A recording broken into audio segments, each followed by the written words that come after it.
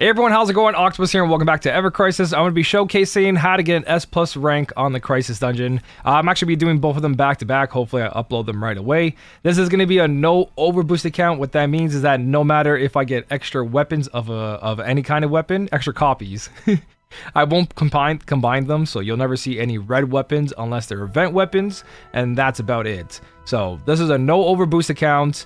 It is going to go in, complete this with an S+. I'm going to show you guys the strategy I used, what materials I brought in, what was the actual setup itself, and then what you guys can do to kind of help you get that S+ rank, because everyone's account's different. But this is like a bare bones minimum. If you're brand new and you didn't pull any extra copies of any weapon, this kind of helps you out to show you that you don't need to have ridiculously powerful setups. So let's jump in, enjoy the video, and hopefully I can help you guys out.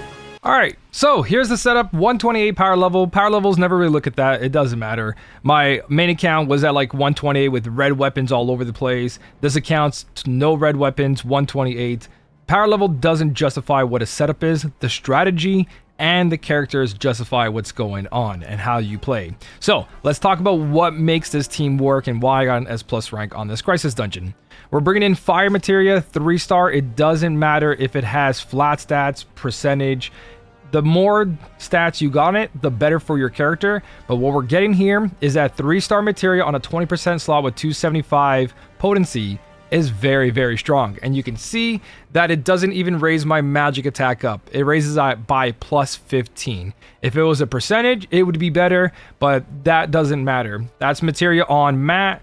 This materia on Aerith is at 2.6%, and then this one over here is at 1.0%. What that means is like whatever the total of my magic attack is, so if I have 2,000 magic attack, it adds 1% more on top of that. So it's a boost, but it's not the make or break of the materia. The materia just being a 3-star on a 20% slot of a weapon I'm going to show you is what makes these work. They're actually better than any of these non-overboost weapons I have, because no overboost weapon is worse than a 3-star materia on a 20% slot. It only costs 3 ATB, fast animation, and it adds up to the same or more damage all the time. So unless you have overboost 1 weapons, you should be using 3-star materia like I am. If you have an overboost weapon of fire, use those weapons instead. So now they got that out of the way, how materia works on weapons and the amount of damage they do. This quest is fire potency and wind potency is what I utilized. So I brought in materia for fire, materia for wind, fire, wind, even your healer, and fire and wind on my other DPS. I'm going for a magic setup because that's what I worked on. I've only pulled on 1 banner, and that was the Aerith banner, and I haven't pulled since. So I have to work with my magic team setup for the most of the content in the game. One important thing, because the Behemoth does counter you if you use magic against them during the sigil break, I created ruin blows. And yes, it is a 4-star, but it's a 4-star with 3.1% heal. You can have a 2-star that does just as much as this one. So 4-star for this doesn't matter. It's not going to be doing the damage, especially sitting on my healer. All right. Then the other ruin blow over here, flat stats. This one over here, probably just as worse. Physical attack on my magic attack Sephiroth. So that's the whole thing. Just get the materia, right? Making 3-stars is just putting synthesis materials in there. You'll get them eventually. I literally made this yesterday while I was trying to make a team for this. Went into my synthesis and I just crafted, and used my bookmarks over and over until it gave me one. So nothing really special on these materias. They are just there because that's what I need. I need fire, I need wind, and I need ruin blow with the X sigil. So that's the 3 materials you're going to be using the characters. I'm using Hellfire, Diamond Dust, because that's my best limit breaks on this account, and then defense off of Matt from his limit break. Now, when it comes to the stats themselves and the sub-weapons, again, everything's pretty straightforward. Healing's only a 1,647. His magic attack's 1,279. If you have a healer that has more magic attack and about 1,400 healing, that's all you need, right? My sub-weapons are event weapons that have healing and a guard stick. Again, no overboost, that's what it is. Our abilities are all over here if you guys would like to check them out. Boost ceiling's at 52, 3 points off, but I don't have overboost, so I can't do anything about that. That's my Matt. That's how Matt is. Let's jump over to Aerith. Aerith's full stats are 4,600 HP, 1,995 magic attack. Nothing crazy. Event weapons that are not fully overboosted. English is hard today. and level 70 new VV weapon that's on Lucia on this account. So there's nothing crazy here. Prism Rod is there because I do have it. It is level 90, but again, its R ability is +9. You can get this with motor drive, whatever you want, right? So that's the setup for Aerith. Her R abilities look like this. Because of the umbrella, I've got +5 over here for boost magic attack and attack stance, and wind potency is literally only 6% because it's not 5. So I'm literally only getting 6% wind potency out of that. Now, when it comes to Sephiroth, Sephiroth is pretty straightforward with his stats: 1,953, 4,600. You're seeing the trend here when it comes to no overboost accounts. And event weapon, plus a little bit of blizzard over here. So, sorry, a little bit of ice potency. So my Sephiroth does more ice potency damage with Shiva, which puts me at overboost level 2, which is 15% damage. So only the second highest. So nothing crazy. The account is just pretty straightforward. Right, whatever you guys have, mix and match to make your stats higher. Try to get over 4,000 HP. 4,000 or higher is good enough. And around 2,000 magic attack or physical, whatever your team is. So that's the team I went with. The key things here is bringing a physical, the yellow materia, against the Behemoth. Because if you bring magic, he's going to counter with a big flare attack and kill you. And then the rest is just bringing the right element. The weapons, the sub-weapons, is just to increase whatever my character is. It's magic, get my magic as high as possible with some HP. If it's physical, get your physical as high as possible. Sub-weapons and main hand weapons are up to you guys. What matters is just this materia. The materia is what did it for me, plus a little bit of utility, right? Defense down, shield up, and then Sephiroth buff himself, not necessary. Again, if you have overboost weapons, you'll be stronger than my Sephiroth. So that's the setup. Let's jump into the actual quest. All right, so a couple things. I did use this map. It's on my Discord in the Final Fantasy Ever Crisis chart channel. It shows you all the Crisis dungeons in there. Oof is the one who did this one. It's a little outdated because it has that old magic attack B, so ignore these parts. But basically, this is where we start. I took this path, hit this guy, kill the ads. Went against this, skip the Behemoth because he's a final boss, come down here, adds bird, and then over here, and then you go for the Behemoth. So this kind of just shows you like what you're going to go up against. It's X Sigil, Thunder, Wind, and that's how I planned out my team. I'm like, okay, I'm not going to bring in Thunder because I have Wind, and Wind carries on to 1, 2, 3, 4. So I'm going to bring Wind instead of a Thunder setup because my Wind setup can deal with both of those. And while I'm doing that, I'll take Wind potency, right? So you can see how I planned it out. I was like, I'll take magic healing over here because I'm going to use that healing to substitute for the healing loss that I'm going to take for magic attack over here. So looking at the maps kind of help you just plan out your chart and everything. So let's jump in. Ignore the guy behind me. This is part of my live stream. Since I don't have any more crisis keys, I can't replay it. Alright, so let me explain step by step. I had to download the video because for some reason Twitch was lagging. But over here I chose Aerith because Aerith is my stronger character. So I brought the strongest character for this first part. And I do this throughout the whole entire dungeon because again, Wind was the way to go. And this is my Wind Aerith. She has got the better setup and all that. The path I take is pretty straightforward because there's only one path. So I'm going to fast forward to every single fight and talk about them individually to save some time on this video. Now, when it comes to this guy, I don't think we tried anything too different. He was, yeah, you can't lower his defense. You can't do anything crazy to him. You're pretty much just here spamming DPS, and I like to use my healers. I put it on semi mode, slow down the speed, and I'll use arrow as much as I can on my healer to speed up these fights. If I see that EM field was magic, I would have brought my shield up with Matt, but Matt only increases his magic defense, not physical, unless it's a limit break. So the EM field is very weak, takes only like 3%, nothing too crazy. Switch back to attack stance, and I want to wait as much as I can here before I cast a spell to make sure this is 50%. And also waiting made it so that we could break the sigil right away, so we get into that big DPS mode. But as much as you can in all these fights, hold off for your attacks until this gauge is full for maximum damage, especially if you're using limit breaks. And then I switch my healer, and I use my healer as a DPS. Right, this is why you don't want to build your healers full heal. You want to build them more as a damage dealer with partly healing, just enough healing. So first enemy, really quick, right? Nothing different there. We beat him. This is the part that matters. The buff I ended up taking, I believe, was wind potency, because we are going to be using wind on everything. So we grabbed wind potency 35 because we're not going to really utilize the fire and the other one. They're just there for the stats, or if the enemy's not weak to wind, we'll take it for fire. So I'll take that wind potency, and we start with 10%, so we have a total of 45. So grab the chest, walk down, hit these side ads. You can go in defense mode to build up your limit break, but you have enough in the limit break. Just kill them right away so you take less damage, so your HP, your max HP, doesn't get ruined by this. Right? Get Sephiroth, and then we're going to go to the next boss. Now, this is the one that heals and has threat assessment. So it's going to check what you're attacking with. It's going to block it. I ended up using a wind cocktail here on Aerith, not Sephiroth, because it's only the first enemy. You can use less, but again, I have no overboost weapons, so I utilize the cocktails in these events to try to do more. So this one, I could have skipped on the cocktails, save me some points. All depends where your account is. Don't be afraid to use items. If you end up not getting that S+, just go back in and use less items. So, you could save your limit break for this guy when he's half HP, if your limit breaks will kill him, right? That way he doesn't heal himself back up. But I'm double checking to see if he's weak to magic defense or defense. He's not, so I don't use Night Bloom.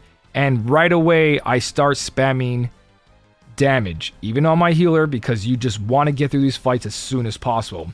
So, I double check. Oh yeah, I'm checking the resistance. I'm like, oh, can Sephiroth use ice or something, right? Can I use Hellfire here? So I'll double check what the enemy's weaknesses are, just to know if you should use a limit break in there or not. I use it right away, so that way Aerith can build it up again. The sooner you use your limit break, every ATB gauge you use will fill it back up. So use them early, use them smart. Enemies resisting wind, so we switch to fire. And this is why we basically have fires for these two big robots in this one. They suck. I hate them.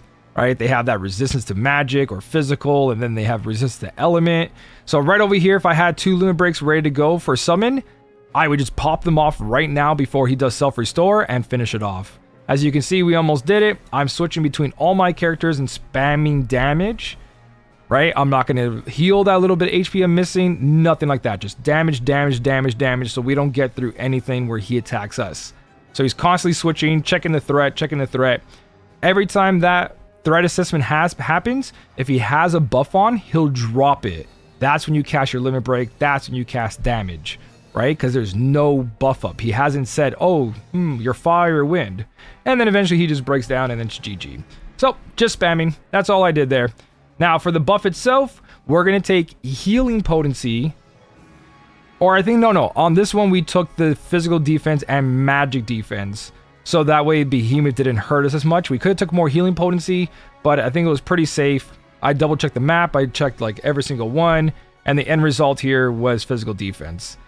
So I'm trying to calculate, okay, if I take this defense here, then I'll lose healing over there, but then I'll make up the healing for this one over there, because I'm trying to get that magic attack in the end. So I take the middle one, physical defense. So let's fast forward, grab the chest, leave Sephiroth behind, kill the little ads over here. I'm just fast forwarding this. I'm pretty sure this is the ads and not the boss, right? Yeah, kill them as fast as possible, Aerith and Matt.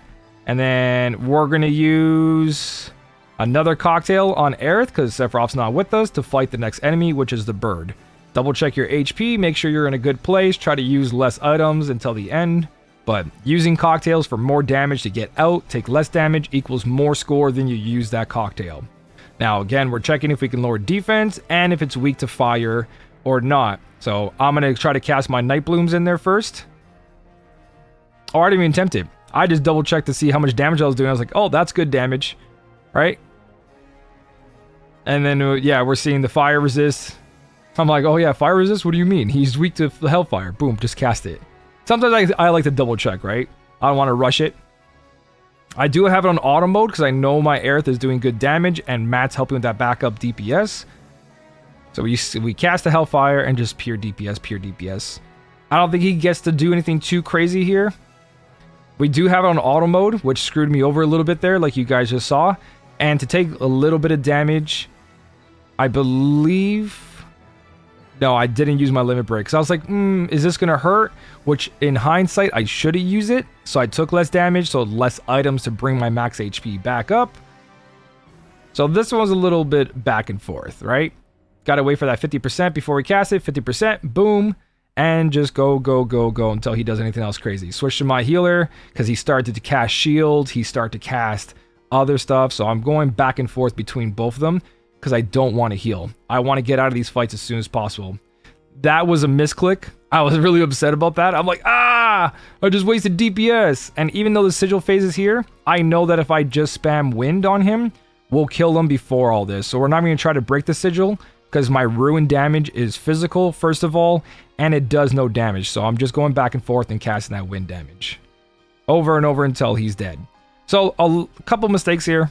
High risk, but the faster I'm out, the better the score and the less damage I take. So I didn't heal. You can see I'm all worried. I'm like stressing out. So that's that boss. We ended up taking the healing potency to balance out the healing potency we're going to lose for the next boss. So grab that. And I believe I use a supplement here. Right? So Matt's not completely dead. It restores 40%. So that's the first item I use besides cocktails. So that way Aerith has 23% missing and 2% off Matt, which is not bad. I might even use a potion here. Does it look like it? No. Yeah, I use a potion here because I don't trust myself. So I did use more items than I needed to. And I do use wind potency on Aerith, I believe, and on Sephiroth. Again, I'm making up for the amount of damage I can't do naturally with cocktails. Speed up the fights to get that perfect score. The game gives you enough room to do that. So I'm just double checking, looking at the enemies. Behemoth's the last one. I'm like, okay, 2 here, and then 2 on Behemoth, and we're good. So don't be afraid to use those. Alright, going into the fight, we double check. See if I can lower his magic defense or physical. Nope, we're not going to use Night Bloom. So this is pretty much go on my healer and just start casting abilities after I heal.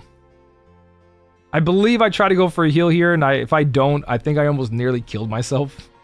Yeah, I got really risky. I know you guys can't see the HP, but you can see a big chunk of my bar missing. Yeah, okay, I did go for the heal. Smart guy. After using that potion, I better have.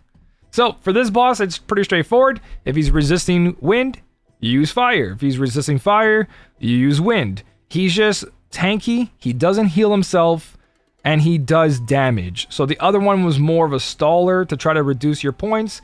This one is more of a tank, and he will constantly hit you. So if you do see arm swing, right, try to raise your defense. I know my Mat Sword doesn't raise physical, but my Limit Break does.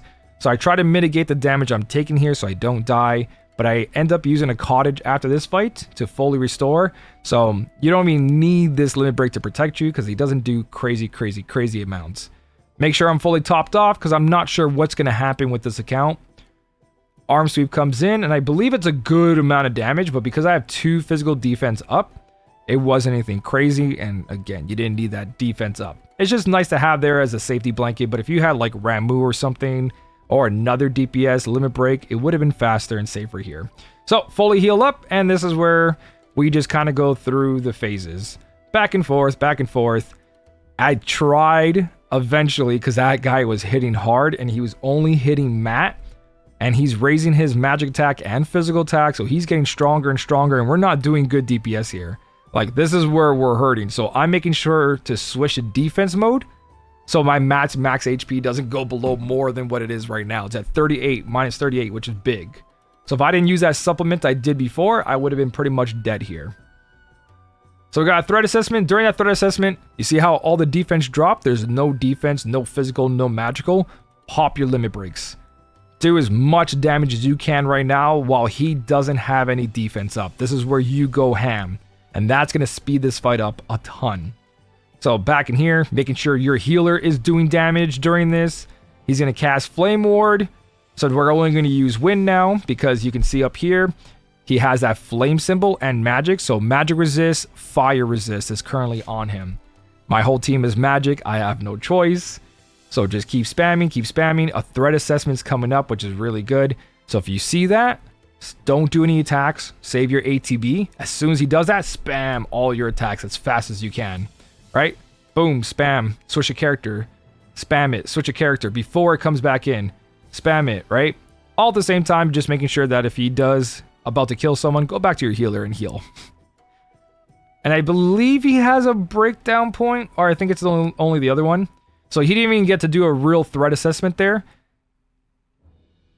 Yeah, he's at the point where he's just, all right, I'm low HP, it's over, GG, he's malfunctioning. And that's it. That's that entire fight. There's a breakdown. His defenses are fully down. Now you get to kill him. And I believe my score here wasn't the greatest, but we got through it. 49,000, 61,000 what I'm aiming for in this account, but that was great. Didn't die. And we came out of that on top. So, double checking all my buffs. I believe this is where I took the magic, because I took 20% healing to substitute for the 30% here. So now I have 45% wind, 20% magic, and only minus 10 healing with defense up by 30%. This is where I use a cottage, because Behemoth is no joke, but you can probably get away with not using a cottage if you're strong enough to get through it. Use the 2 arrow cocktails, right? Both of them are going to be doing damage. I use both of them just to fast forward it, and now we go straight to Behemoth. No one's going to be doing fire on him. We're going to be casting. Matt doesn't get a wind one because we used the wind one in the beginning, or I would have saved it for here and gave all 3 characters the wind potency, since that's the one I worked on. I didn't grab lightning, I didn't grab fire, I grabbed wind, so I rolled with wind. Now, Behemoth is the hardest part about Behemoth is straight up just making sure you heal and defend this part as much as you can, because he's going on an onslaught, attack, attack, attack. We can't do anything about his defense. Can't really stop this guy. We could lower his physical attack, but we're gonna try to kill him as soon as possible. So I'm making sure I'm going defense mode, blocking some of those, and then healing. What you could do is ignore the fact that he's damaging you, and with your healer in the beginning, just keep launching. But you don't want to come into this body slam with half HP. This is where Matt's limit break does come into play better than the other guys, because we do raise my physical defense up. That is a physical attack coming in. And again, you can tell just by the name, beside the name there's a symbol. You can see there's a sword beside body slam, so you know that the physical attack about to hit you. Doing 1,200, 1,400, not crazy. Even if Matt's limit break wasn't there, you'll still survive that. You'll still have good HP. So, from this point, I'm noticing that he's just dying. So I'm just like, all right, spam away. You do want to use a physical ability here, because that counter, you see, one character cast a magic. It only takes 2 magic spells and he'll hit you with that counter magic attack. So this is why we brought in those ruin blows and not just rune ruz. And then from there, when it got down to a little bit, I ended up using wind instead once we broke enough sigils, so we are still doing good damage. So when you see like 3 sigils left, just use your 3 wind abilities. And I use my limit breaks right away, not because of extra damage in this phase, because this phase will let us spam abilities, which builds up our limit break quicker. So use those limit breaks right away, even before you go into the interruption, just to get them out of the way. And that's it. That's the entire fight. We get to beat him down before he even raises his physical attack, before he even gets to do big damage to us. So the shields on Matt, not necessary. They do mitigate damage, which gives you a better score, but this is where he would have won ape. And we got him down before that. No overboost weapons, utilizing all the buffs, utilizing the map, and just going in there and proper strategy. Healer being a DPS makes a big difference too. If your healer was just putting debuffs, buffs, and healing, that's a big chunk. I know it doesn't seem like much, 3k here, but like you cast 3k 10 times, that's 30,000 damage to some bosses' HPs. And that's with my weak map. So there you go. S+. Fully completed, no overboost weapons. So that's pretty much it, guys. I hope you enjoyed the video. Again, it's just strategy for most of these fights. They do seem daunting at first, but once you know what's on the map, what enemies have, their sigil breaks and their weaknesses, and what buffs the enemies drops, these crisis dungeons aren't so bad. So hopefully this gives you guys an idea before it ends. Get those crisis medals out. They drop a lot out of this one, and these are the ones that actually rotate monthly, which I think all of them should reset at some point to give us more resources, but that's just me. I'm pretty sure you guys feel the same way. For now though, hopefully this did help you. Thank you guys so much for watching. Keep on smiling, and I'll smell you later.